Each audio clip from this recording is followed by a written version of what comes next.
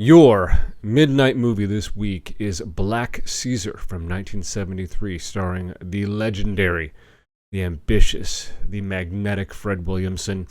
This movie is something, I don't know who you are, but I don't see this show up on a lot of, greatest movies of all times or classics of their genre, but it is. Black Caesar, you could say, is a solid sort of urban gangster tale, but it is so much more than that. This movie has incredible emotion, gravity, heart, pain, triumph. It has everything in it, which you generally don't get in a ton of 70s actioners. You don't necessarily get them in all blaxploitation films, and this is definitely a blaxploitation film, but it's more than that. And not to say that blaxploitation is less. As you know, I love blaxploitation, but Black Caesar, I feel, it's a breed apart, and I think that is due to Fred Williamson, who is an actor and a cinematic figure that I have so much respect for, and I'll explain to you why. But also married to director and writer Larry Cohen, who wrote and directed this film. And man, it's powerful because it's Shakespearean, truly Shakespearean in its scope, in that we meet Fred Williamson, who plays Tommy Gibbs, as a young man. I think he's got to be maybe 12 or 13. He's a shoeshine kid in 1953, New York City. This kid, he's shining shoes. He's trying to make a buck. His mother works as a maid. They're poor or lower income, as many of us are growing up, and he's just trying to do his part. And we learn early on, and this is not a spoiler, but I think it's a nice hook to get people intrigued. Is he stops this guy on the street, some white dude, and offers to shine his shoes, and he's doing the job. He's laying in the shine and cracking the rag and all of that stuff. And we notice that someone across the street is watching this guy getting his shoe shined. And the guy who's getting his shoe shined then notices the guy noticing him. And his eyes get real wide. He's like, okay, he's in some type of trouble. And this guy tries to run away. And young Tommy grabs this guy by the leg and is holding him there as this guy from across the street crosses the street, moves over, and shoots this guy. Tommy grabs his kit and runs like hell. And he runs off, and runs up to an alley, and he sees, kind of gangstery looking dude with the fedora, the suit and everything, and this guy pays him. And we see that, whoa, young Tommy is more than just a shoeshine boy. He is working in the mob. And, he's obviously a low-level operator, just, trapping guys that need to be handled. But, yeah, this at a very young age. And not only does he do that, he's, hired to be a courier.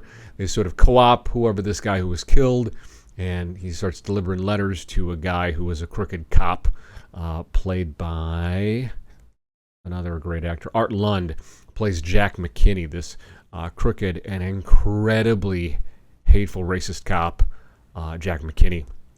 And young Tommy goes and delivers, I guess, payment or payoff to McKinney. And man, how McKinney talks to this young kid.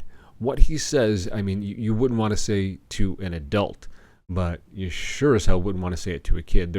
And this is the part where I sort of explain these films in this genre, if you're not familiar with it, uses very racially charged language. It's built into it, giving it a sense of realism, or maybe not, the most comfortable realism. But if that's something that bothers you, this is not the film for you. It is not the genre for you. But it does, again, creates a gravity and a realism to it. And yeah, I was physically uncomfortable, and I've watched this movie like 6 times. The way this grown man just uses these epithets like every other word against a boy, let alone a man. It's just like, Jesus, what is wrong with you? But again, those are the times. We fast forward from 1953 to 1965. I didn't mention, okay. So McKinney goes and opens up the envelope that young Tommy, has given him, and he realizes it's short some money. And he immediately grabs young Tommy by the scruff and says, "Where's the rest of the money?" Of course, Tommy's like, "I didn't steal it. I just got this. I was told to bring this to you. I don't know nothing." And McKinney roughs this kid up, turns him around, and pulls the remainder of money out of Tommy's back pocket, and then continues to hurl horrific words and epithets towards this young kid. And of course, Tommy, though young he is, fights back, and he kicks and punches this kid, this grown man, and unfortunately McKinney fights back, and he really kicks crap out of young Tommy, and kicks him and hits him so hard that Tommy ends up with a permanent limp. We then fast forward to 1965, so 13 years later. Tommy is a grown man, and he is a strong, confident, incredibly well-dressed, handsome young man. And we now see that, okay, Tommy's in business for himself. He's sort of a low-level operator. He's in crimes, and he's climbing. He's trying to build himself every way he can, and he's looking really good doing it. I should note that the character of Tommy Gibbs, beautifully played by the great Fred Williamson, he's not a hero, okay? He's not a hero. He's not an anti-hero. He is a villain, but he's very much, I think, a villain that you have sympathy for.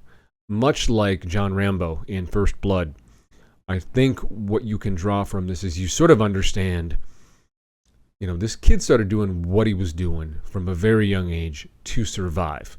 Was he doing the right thing? No. But I don't know how much of a choice this kid had, at least his character had.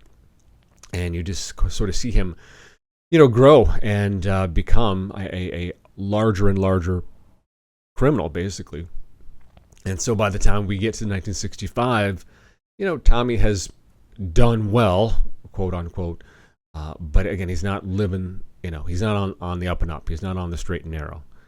And it's hard not to like Tommy. He's charming, and you sort of admire the ambition that he has, because he starts approaching, the Italian mob and the outfit in New York, and he sort of just makes an example of a couple of guys to then prove, I guess I won't say what, to offer tribute to one of the bigger kingpins in the city, and does manage to get in. And it's beautiful the way this movie is written and the way that Williamson plays it. He uses the Italians' racism and their prejudice and their stereotypes against them.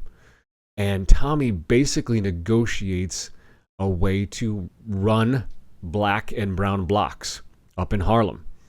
And he has ambition beyond, Harlem. He is looking at Chicago, Detroit, LA. And you watch him sort of build himself up the ranks. And the pitch he makes to, these Italian guys is, they're black and brown, so am I. And he doesn't say it in that type of clear language. He uses some other colorful language that I'm not going to repeat here. You have to watch the movie. But he's able to exploit the narrow-mindedness and the flat-out prejudice and racism of these criminals to get his piece and slowly build and build and build his own enterprise. It's really well executed. I think this might be one of Larry Cohen's best films.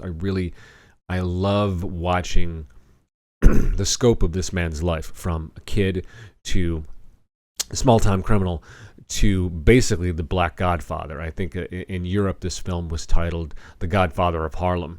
and which I think there's a TV series with Forrest Whitaker by that same name. And it's fun to watch the build. Now, this isn't always a fun movie to watch. Like I said, young Tommy's run-in with McKinney, and again, the racially charged language, the attitude that Tommy has. He thinks he is his hero. He's kind of a psychopath. He's sort of conditioned by how he came up and the choices that he makes. And I'm sure that there's, like people in these enterprises, there's got to be a level of self-deception and evasion of the reality of what you're actually doing. And, he's not always the best dude to his wife, played by, there's a Gloria Hendry. Let me see here. Son of a bitch. Gloria Hendry plays his wife, Helen. Gloria Hendry delivers a performance in this movie. Man, this poor woman goes through it. And it's so believable. It's not like he just disappoints her and she yells at him and they argue. It gets physical. And you see just the torment this woman goes through because she does love Tommy. At the same time, Tommy's kind of like the most dangerous guy in her life, right? They have a kid. They try to build a sort of normal life, and that's, of course, really tough. And not only that, Tommy we're introduced at the very beginning after McKinney has, beaten the crap out of young Tommy. He's, of course, in the hospital with a broken leg, which then, heals in a strange way that gives him sort of like that permanent, pimp walk. And his friend, who's really smart, who's got a lot on the ball, joins him and it kind of becomes his accountant and kind of is the business acumen end of Tommy's enterprises. And, there's mention in the movie of what Tommy is doing in his neighborhoods, as there is a portion of his enterprises that do go back to the community to make Black lives better. And it's not clear if that actually occurs or not, but you hope it is. You hope, if there was ever a deep dive on this film, we would find, while Tommy was certainly a mixed bag and can be really awful sometimes, he did take care of his people. So I'm hoping that was put in there because, that, like the silver lining to the dark cloud that is Tommy Gibbs. And so it's like, okay, cool. He's a criminal, but he's got maybe there is some gold in his heart. There is some kindness there. And you see that back and forth. That's what makes his performance more believable. It's not just one note. You do see him trying to care for his wife. You do see him trying to take care of his guys, his friends. But again, he does have this insatiable power lust, and he wants to be the guy. He wants to be the king of the hill, and that's sort of where he does get tripped up at times, and where some of the pain and I think unnecessary danger to the people that he loves and to himself comes in. Wouldn't be much of a movie if it didn't, right? Williamson himself, if you're not familiar with him, he did a bunch of action films and dramatic films in the 70s. He was a professional football player who also had a degree in architecture. This guy was brains and brawn and handsome and fucking charming. And he really wrote himself a career. He leveraged that he was known as Fred the Hammer Williamson as a football player. And he basically drove out to L.A. and literally, I think he managed to get the number of an executive, called the office and said, I'm told the secretary I've got a meeting with, such and such guy. And she's like, I don't have you on here. Oh, no, he's expecting me. She's like, okay. Manages to get into the studio and gets a meeting with this executive and gets onto a show called Dinah. It was a show about, Diane Carroll. Diane Carroll was she was an African-American actress she had one of the first African-American female-led TV series called Julia, where she played a nurse. And Fred Williamson, he watched this show, and he's like, Diane Carroll's character is dating a different guy every effing week. This might lead people to believe that she's sleeping around. He makes this pitch to the studio head, say, hey, I did some Shakespeare up in Canada. He's lying through his teeth. He's like, they're not going to check. They're not going to check if I work at Stratford or whatnot, at the Stratford Shakespeare Festival. The guy manages to get a guest star spot on Julia and then becomes her regular beau and a regular on the show. This guy's brilliant. The ambition and the savvy and just the cunning of Fred Williamson to get in there, and he basically started his career that way and basically worked from that point on. He would become, I think, somewhat fluent in Italian and ended up doing a lot of Italian films in the 80s and continue working through the 90s. But anyways, so I think Fred Williamson was the perfect guy to play Tommy Gibbs, because Tommy, he comes from a rough background. He wants more. He's not satisfied with the scraps that he's getting handed in life. He is not going to settle for less, and he's not going to allow, the system or racist cops or anybody to stop him from what he believes is rightfully his. So, that's admirable. And this is where you do sympathize and kind of love Tommy, even though he can be a real bastard. He does kill people and he does things he shouldn't. The complexity of the character and how Fred plays him. Again, he himself is someone who he could have been a brilliant architect. He was a brilliant guy. He had, and he came and conquered in the NFL, played professional football. But it's like, nah, I can do more. And he did it, and he figured out a way. So the sort of the parallels between Tommy Gibbs and, who though was a criminal, and Fred Williamson, I think it's just really cool. If you know that background going in to watch this movie, he has so much to pull from, being suave, being really smart and sly and cunning, and ambitious. I think we too often we look at ambition, and Tommy is this character who he sacrifices things in people for his ambition. You can be an ambitious person and not do that. Clearly, Fred Williamson built a career being ambitious, but being very thoughtful and strategic about it. But I like to know those types of stories about a given actor, and knowing, oh my God, so he had all of this from his life to pull in to a given character. And so it layers that for me. One other thing I've got to mention for Black Caesar, something that really makes this movie just a treat for me. I'm just, speaking for myself, but obviously audiences loved it. The entire soundtrack and score is done by James Brown. Holy shit, guys. I don't know about you all, but James Brown, Isaac Hayes, those guys saved my life as a really lonely, sad-ass teenager. I can't tell you how deeply the work, the music, the style, the attitude, the ethos of James Brown and his ilk just made a world of difference and was such comfort for me growing up. So to have him, again, certified genius, certified legend, doing all of the scoring for this film and the soundtrack, just brilliant. Because you literally have this, there's a song, The Boss, one of my favorite tracks from James Brown. And there's a line in that song, paid the cost to be the boss. And man, if that doesn't just fit hand in glove with Tommy Gibbs in Black Caesar, that song had to have been written for it. Because when I, growing up with the song The Boss, I'm like, oh, he's talking about himself. Because obviously, if anybody was a boss, it was James Brown.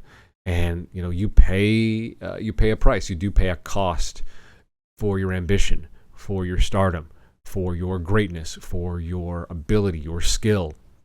And, he most certainly did. I don't think, whether it be James Brown or Michael Jackson or Prince, any of those guys, there is a cost to it all, unfortunately. But nobody gives you you don't get a guidepost or a map on how to deal with that level of fame and power.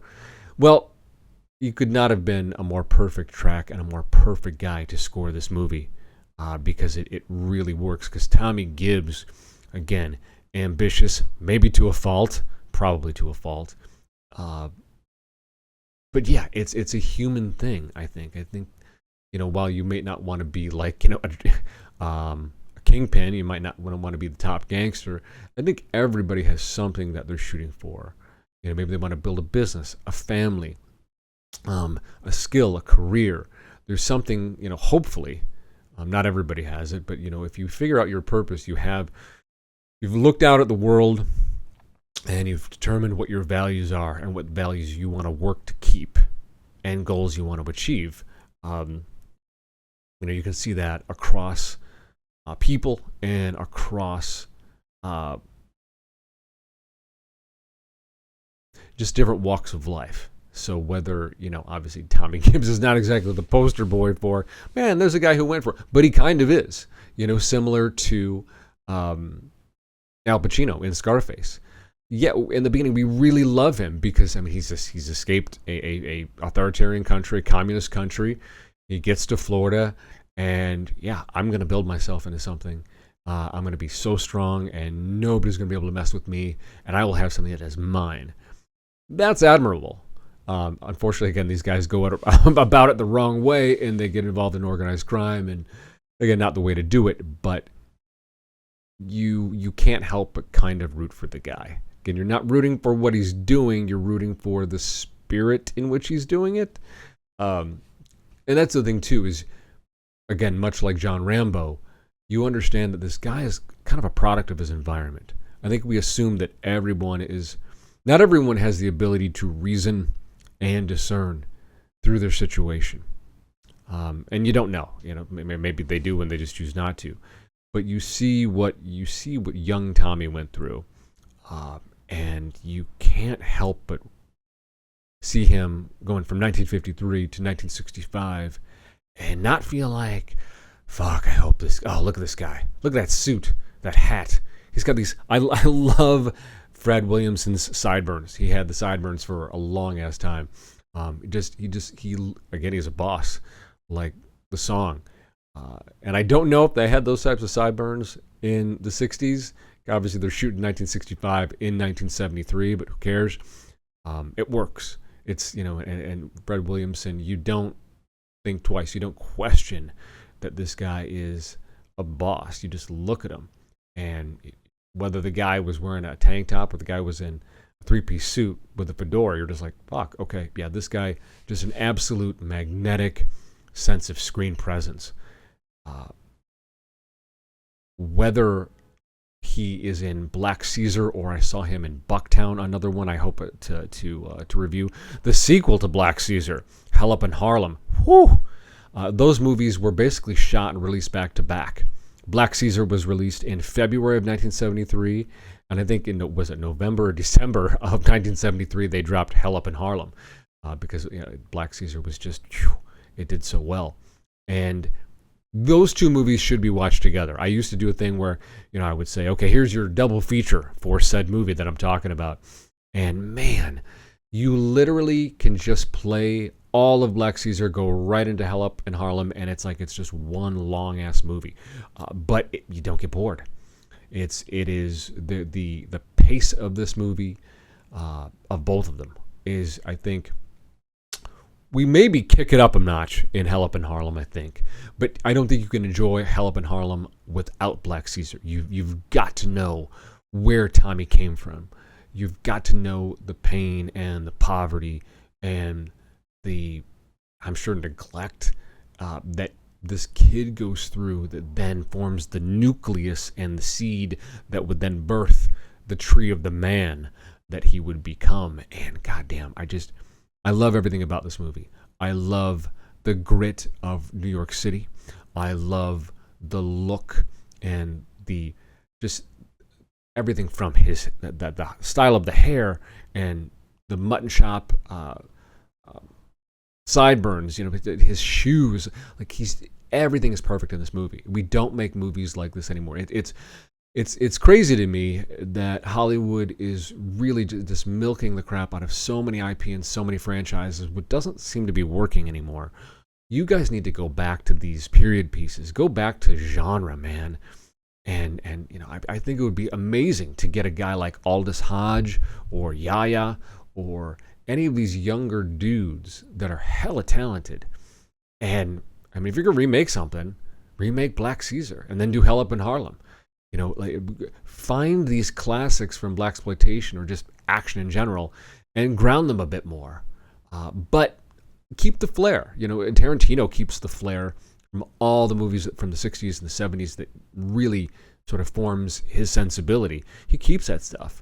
And I feel like we're toning down color, we're toning down texture, we're toning down all of these things, and it's just boring watching.